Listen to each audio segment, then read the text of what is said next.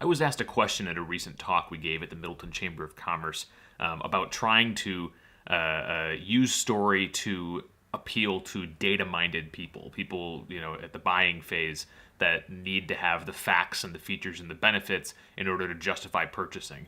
And I kind of fumbled the ball on my answer. I was weirdly unprepared for it, even though this is a problem that we at Story First face all the time with our own clients, trying to convince them to jump on board with us and needing to provide the data to do that. I was weirdly unprepared to answer the question.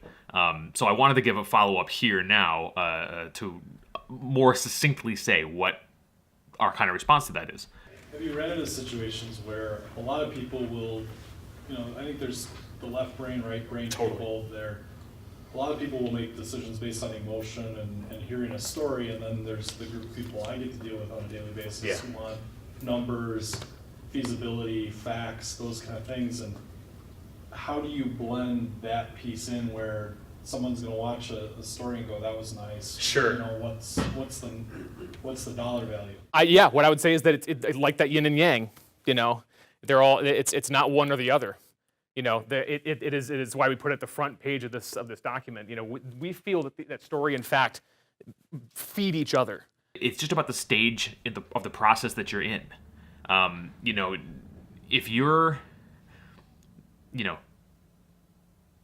there's a reason why all Super Bowl ads are story driven, because they're talking to everybody watching the Super Bowl, which is everybody.